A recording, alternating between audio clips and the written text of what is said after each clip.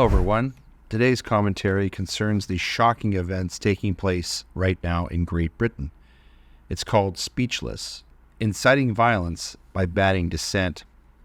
There was a statue erected in 2017 in the building in London, which houses the British Broadcasting Corporation. The statue is of the famous author George Orwell. Etched in the wall behind his bronze statue is a quotation from his classic work, Animal Farm. It reads, "If liberty means anything at all, it means the right to tell people what they do not want to hear." There's a popular internet meme going around. It references the still frame from a British comedy sketch in which two naive Nazis wonder aloud, "Are we the baddies?" The conservative humor site Twitchy reposts it whenever the UK government treats Orwell's 1984 like an instruction manual. Today, this joke is everywhere, as the Western world watches the nation which brought us free speech descend into abject tyranny. Today's British officials do not suffer dissent or value free speech, nor do they like it when ordinary citizens dare to criticize their own government. For these reasons, the authoritarians across the pond caution their domestic serfs, think before you post. Explicit in this ominous threat is the promise that the Crown prosecutor will come after anyone, anywhere, for inciting hatred online. What is hatred? Why, that is naturally for bureaucrats to decide and for lowly commoners to find out, all too late.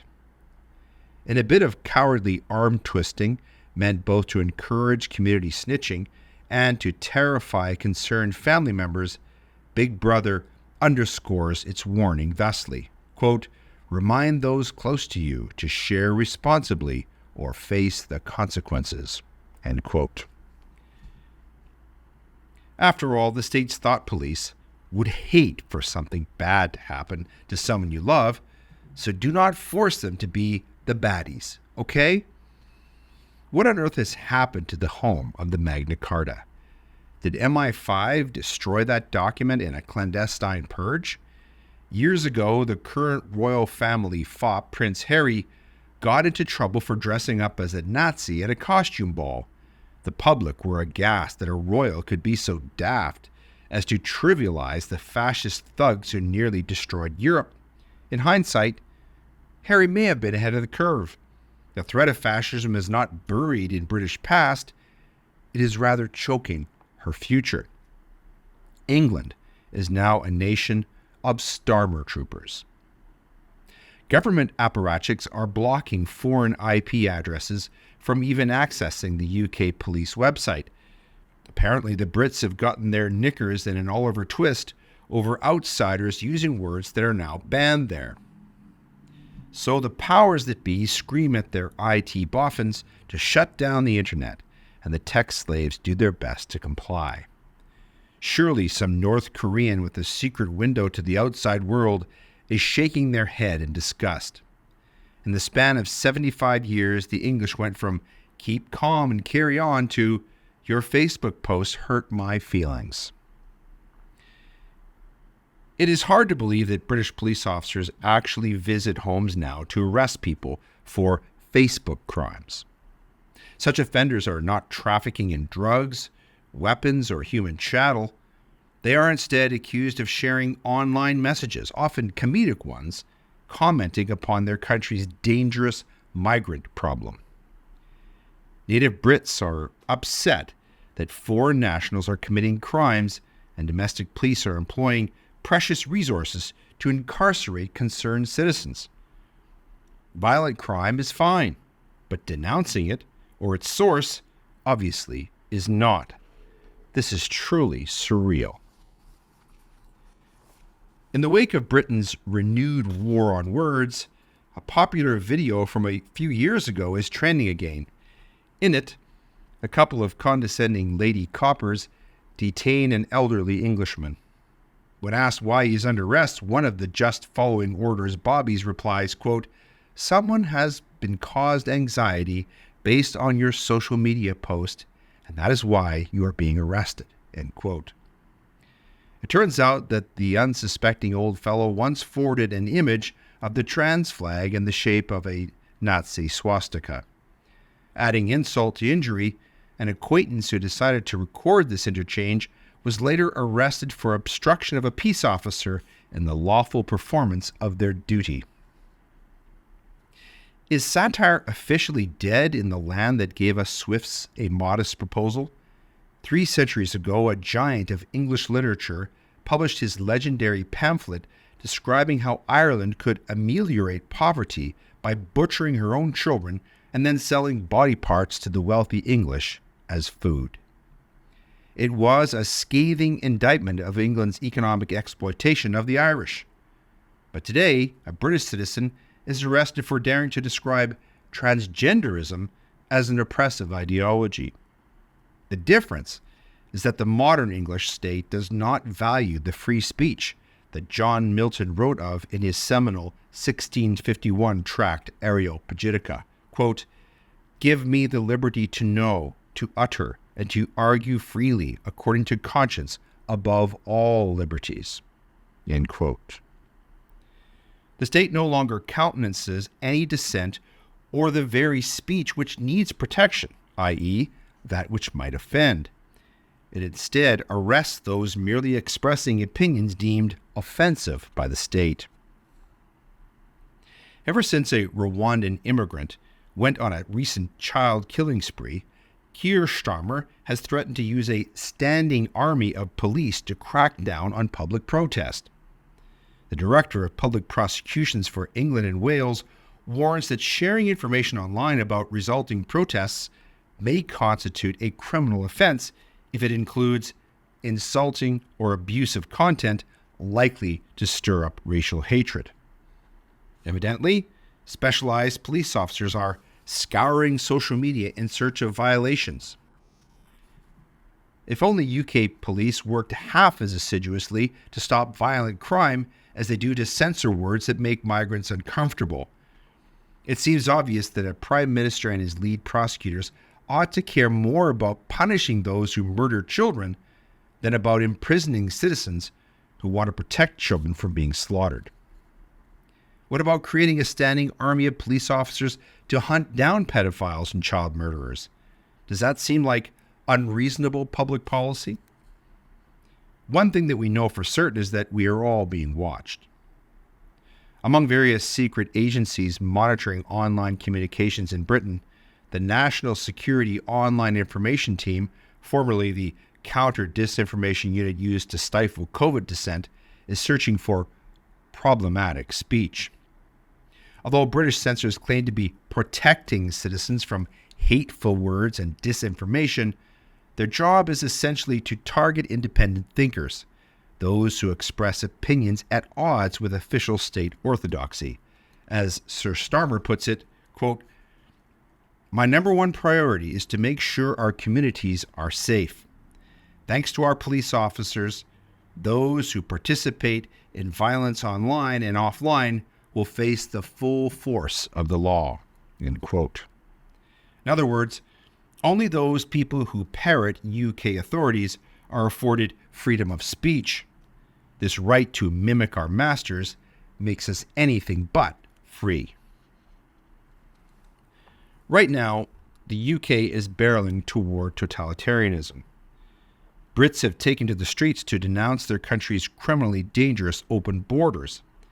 If these outraged citizens had been members of Antifa, the media would have compassionately framed their actions as mostly peaceful protests, deserving of praise.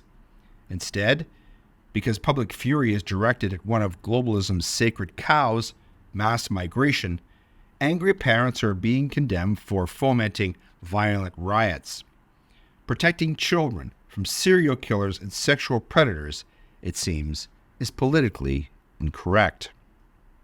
According to the leftist establishment, the problem is not that the open border immigration policies lead to marked increases in violent crime and social unrest, but rather that everyday citizens have had the temerity to register their public displeasure. In reply, newly elected Prime Minister Starmer just announced a two-pronged, read two-tiered solution to silence public dissent. Number one, increase social media censorship. And number two, widespread implementation of facial recognition technology to bolster already ubiquitous surveillance. This exercise in raw tyranny follows Big Brother's favorite playbook. First, the state manufactures a problem that harms people. Next, authorities pretend that such problem does not exist. Eventually, we are forced to take matters into our own hands to address the problem. And finally, the government uses public outrage as a pretext for expanding its own security powers through surrender of individual liberty. Just as in the US and Canada, there is broad support in Britain to secure its borders and control immigration. Just as it is here, both sides of the British Uniparty have ignored populist concerns and instead allowed the country to become flooded with illegal aliens who either cannot or refuse to assimilate into Western society. After violent crime and community conflicts inevitably arose, UK authorities were more prepared to ban knives than to admit endangering the British public. Now that Brits are pushing back against their own government's criminal enterprise, their WEF Marxist PM has chosen to use the crisis to justify increased mass surveillance and prohibition of free speech. Undoubtedly, somewhere on a whiteboard in a deep state dungeon, this blueprint for erecting a dystopian new world order has been mapped out by a faceless man in a white suit stroking his cat. In the result, government officials have the blood of the innocent on their hands. Such ruling class treachery is hardly novel. Similar schemes for erasing God-given freedoms and expanding government power abound. For instance, the classic welfare gambit familiar to Canadians: move jobs overseas, tax and regulate citizens into poverty, buy the votes of impoverished citizens desperate for handouts, and then keep the public dependent upon the state's continued largesse. There's also the central bank funny money gambit: give a tiny cabal of filthy rich bankers power to print money at will, fund extravagant state programs with loans from the money-printing bankers, artificially inflate the value of stock market assets while devaluing meager savings of the working poor, prop up unnatural economic bubbles with government interventions, transfer all real property from the poorest to the wealthiest, leave the masses to constantly borrow from exploiting creditors, wait for the economy to crash like a house of cards, and then force all of the desperate peasants into a system with central bank digital currencies that supervises their transactions in real time. Then there is the Armageddon gambit: indoctrinate citizens with the false message that fossil fuels are killing the planet, heavily regulate all market activity to secure public safety from the fake catastrophe, tax people for using unapproved forms of energy, launder windfall profits to green energy cronies, and then strictly monitor everyone's imaginary carbon footprint from the cradle to the grave. There's also the World War III gambit: promise Russia that NATO has no intention to threaten its borders, spend the next 3 decades expanding NATO right up to Russia's borders, blame the predictable Russian response on its Stalin-esque desire to reconquer Europe, provide the European Commission with an excuse to erase national borders and build a pan-European army, and then give Western nations an opportunity to send able-bodied young men off to fight before they can focus upon the mess happening back home. Finally, there is the global health emergency gambit: invest tax dollars in hazardous biological weapon programs, developing deadly pathogens. Wait until one of those pathogens escapes and kills millions. Isolate people in their homes as you seize control over markets and communications. Mandate the use of experimental drugs, providing windfall profits to pharmaceutical pirates.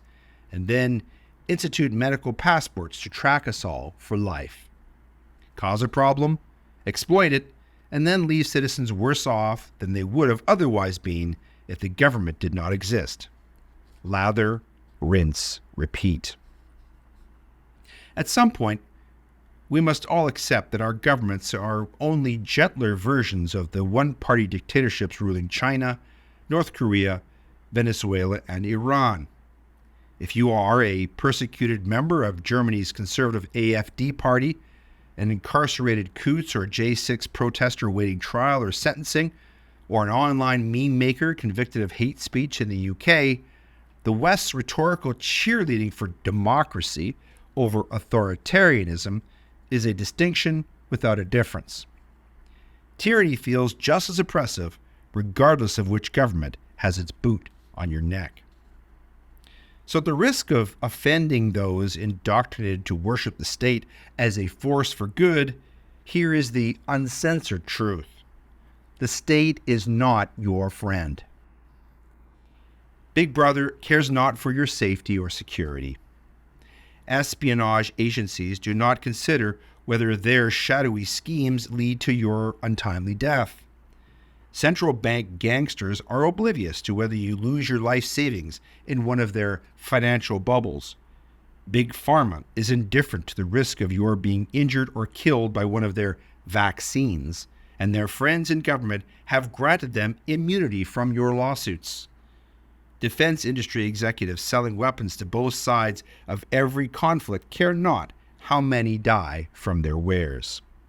Politicians, eager to replace you with foreign nationals, do not care if you are the next casualty of mass migration.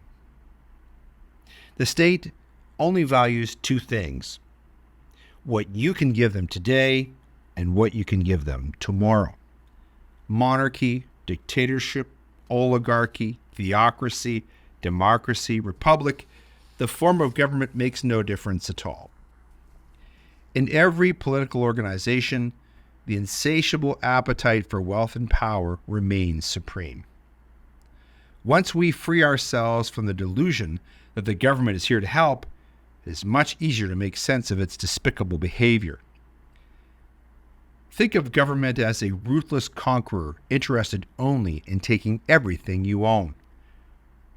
From its perspective, you will remain silent while it rummages through your possessions, considers whether your children are useful slaves, and weighs whether to let you and your family continue breathing. You must do as it dictates. You will keep only what it does not take as tax. You must obey its chosen experts. Put simply, you must worship the state if you want to live. Through this dystopian lens, the West's descent into totalitarianism makes perfect sense. Our governments do not value free speech, free markets, self-determination, or global peace. Why would they? Such lofty ideals only detract from their own dominance. Conversely, censorship, regulation, bureaucracy, mass migration, pandemics, and constant war provide the state with everything it needs to rule in perpetuity, which is precisely the point. It is thus predictable that the state's pat response to any dissent is to censor the citizenry and to label them conspiracy theorists. But the key questions linger. Is third world immigration to Europe a covert operation to bring about the end of Western civilization, including free speech, parliamentarianism, and the rule of law? And is there a sinister master plan to erase Christianity and put Islam in its place? We may prefer to assume that such conspiracy theories are mock allegations intended for negation by ridicule. During the Cold War, it was a favorite pastime of left-wing intellectuals convinced that the future belonged to the progressive avant-garde and the Soviet or Chinese empires to mock those who warned against communist totalitarianism. The latter were accused of McCarthyism and portrayed as half-witted reactionaries succumbing to the so-called Red Scare. Since then, we learned that the suspicion of widespread communist infiltration of the open society, as defined by the Austrian-born philosopher Karl Popper, was well-founded. It affected daily priorities in the art world, education system, and civil service. The ridicule, typically exercised with an air of intellectual superiority, was intended to suppress opposition to totalitarianism, to silence the voices of freedom. Those already in league with foreign communist parties would feign idealist naivete and righteous indignation. Cynical at heart, they knew all too well how intensive, if not extensive, the subversive work of breaking down the open society really was. Aliens have been flooding Western Europe since the end of World War II. Providing the human material of enormous population movements, transforming that corner of the continent beyond recognition, they have arrived in waves. Originally, they derived from European colonies in the process of gaining political independence. Some arrivals from Africa and Asia were simply due to post-colonial privileges bestowed on former subjects. Whatever the prospect of cultural integration, people from the most distant places in the world were graciously offered naturalization as part of a large-scale social experiment. Other arrivals from overseas reflected post-colonial conflicts between ethnically defined rival population groups. Victims of deep-rooted tribalistic sentiments, economic favoritism, and violent persecution had to seek refuge with the former colonial rulers. Gradually, however, immigration assumed other forms. In the 1960s, villagers from disadvantaged parts of Anatolia were imported by governments across Western Europe to perform unskilled industrial tasks.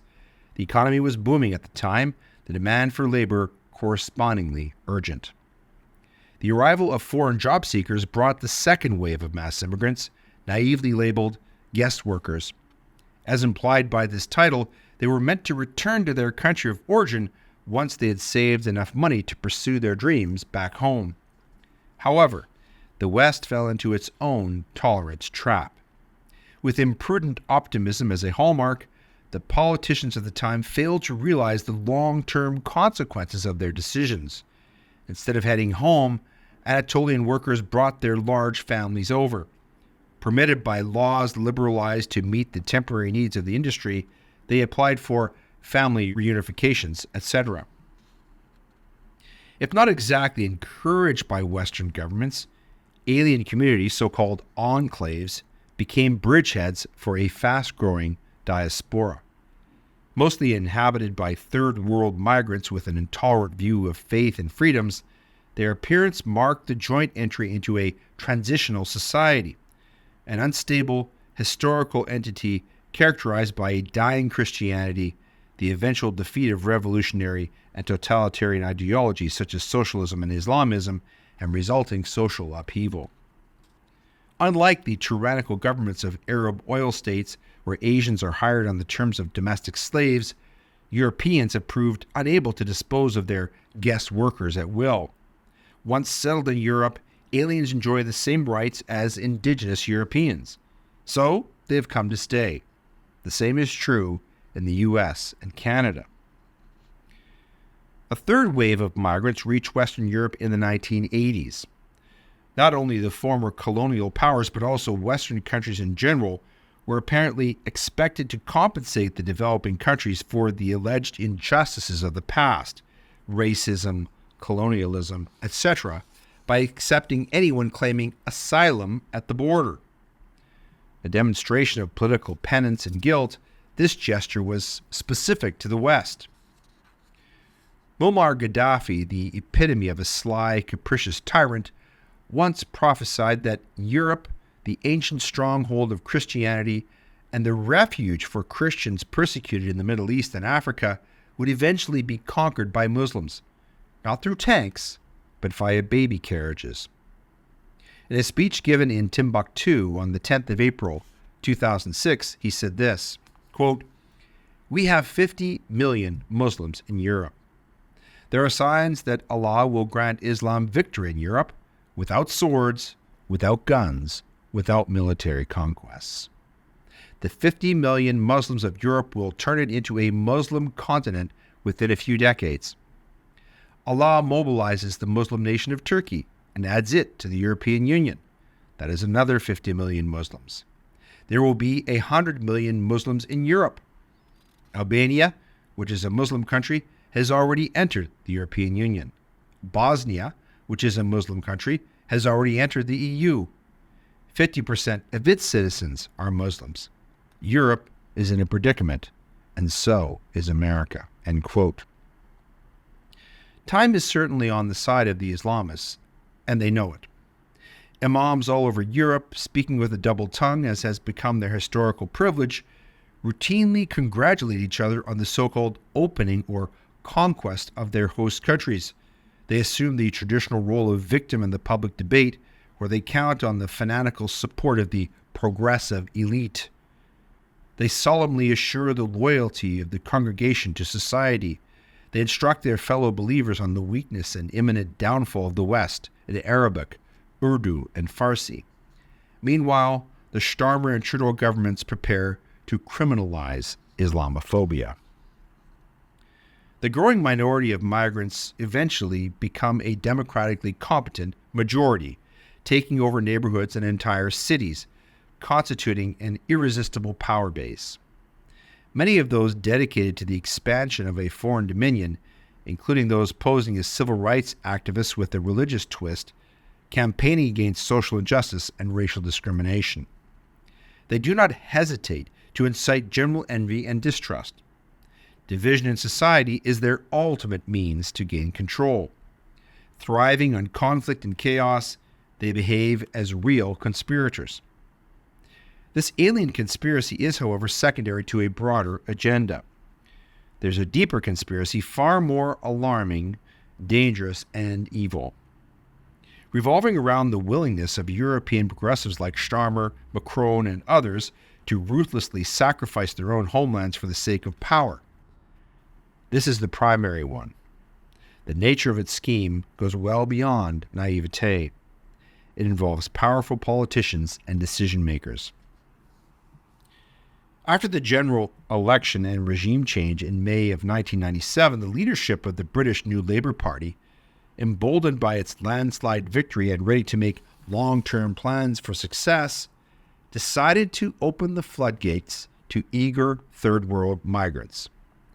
This changed the composition and political disposition of the electorate forever. Central Party advisor Andrew Nether later revealed that this fateful policy, kept hidden from the British public for obvious reasons, had been explicitly devised to, quote, rub the right's nose in diversity, end quote. In other words, the objective was strategic: to alter the ethnic makeup of Great Britain. These leftist leaders expected infinite popular alien support for the party in exchange. Such was the treacherous and indeed traitorous calculation. Since then, Lord Mandelson, former Secretary of State for Business, made the following sinful confession, quote, "In 2004, we were not only welcoming people to come into this country to work, we were sending out search parties," end quote. Selling out your own nation to remain in power. And so, the Anglophone cradle of Western civilization that gave us Chaucer, Shakespeare, Milton, and Dickens, a high-trust society that took centuries to build, is being dismantled before our very eyes. On the other side, anarchy awaits. There are no words to describe this devastation, so we are left speechless. We end with a quotation from the Gospel of Mark, chapter 3, verse 27, which reads, "No man can enter into a strong man's house and despoil his goods, unless he will first bind the strong man, and then he will despoil his house."